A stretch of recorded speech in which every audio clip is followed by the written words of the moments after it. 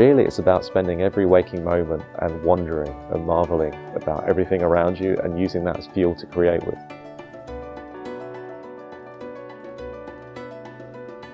I think it's still important to go out there, meet people and build relationships with people face to face and let people know who you really are.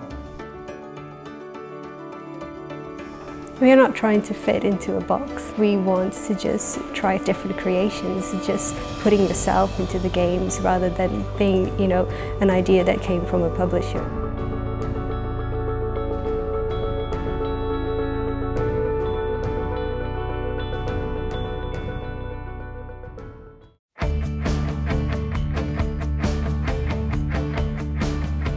The most important thing to do if you're interested in making games and becoming involved is to go to the events, go to the Independent Games Festival. Go to the events, meet people, build relationships, because I think it's all about relationships. It's about meeting people, finding out what they're doing, how they're doing it, asking for their advice and just having a chat and getting to know them. I still don't think it's a good idea to think that you can just sit in your bedroom and create something that everybody is going to love. I encourage students and people to not go straight into indie because you learn the importance of teamwork, you learn the importance of being T-shaped and understanding the other disciplines around you. Because as an individual you can never become more than the sum of your parts. As a team, creativity doesn't happen in a box, it happens in those conversations where you say, oh, we could do a game about a spider on roller skates, oh my god, we could give him a jetpack. Things become exponentially better when you work together because on your own, it's just you. You might come out of university, or you might come out of a band, or whatever. If you've come out of some kind of educational experience, you're surrounded by people who are doing a similar thing, and they know your language, and you're suddenly in an environment where you need to create a product, but you need to speak to people who don't know anything about that, and you need to be able to get ideas across, and that's a very important skill. One of the things that I found when we started going independent is that the people out there, they're always so prepared to help you. I've never known an individual make a great game. I think it's always down to a good team. Even the indie guys that you see on the road, they've always had help from somewhere to get something made. Whether they admit to it or not, there are good people out there who can help them.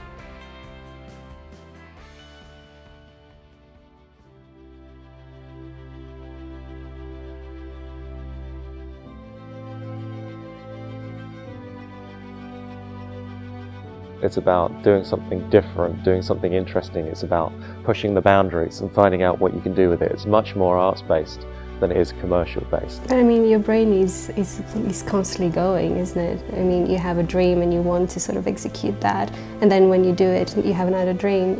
You're in constant movement, so your ideas and creations, they're always changing, and I think that's part of being creative.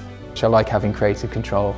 I like to be able to move between lots of different projects as well, and just I decide when to do it, wake up in the morning and decide that I'm working on this project today.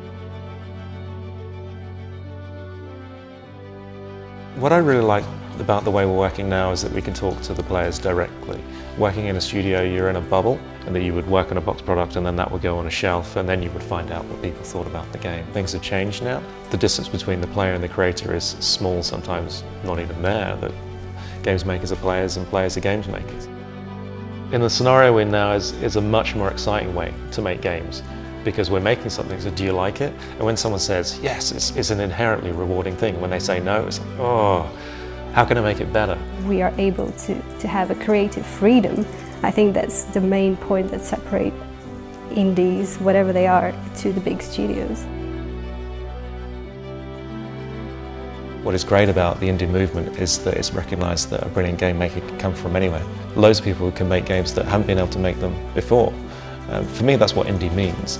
Are we indie? I don't know, we're game makers. We love making games.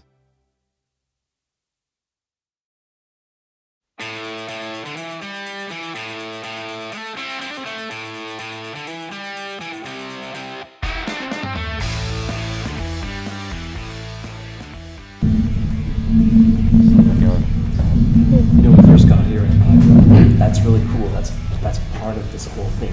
we need to make sure we capture that. And then after like the first 10 minutes, I realized we're going to have to work really hard not to capture it. Next train at platform 3 is... It's like an old bidet. Chris, will you show us how this works? Well, because I'm a freelancer, I can make my own title, so you could say I'm the Senior Executive Animation Manager. So. I think my role in the Mafia allowed me to that taught me how to deal with bullies. My role in the Leamington Mafia. I used to smash knees. It has an element of social interaction that actually makes it a fun game, even though you're shooting loads of people, you know, and normally I wouldn't do that, you know. Well, I wouldn't do that, not normally. The smell is disgusting. Smoked mackerel. It's amazing. No, it's the smell, the aroma, you'd never forget it. Look at French. Oui. Oui. Oui.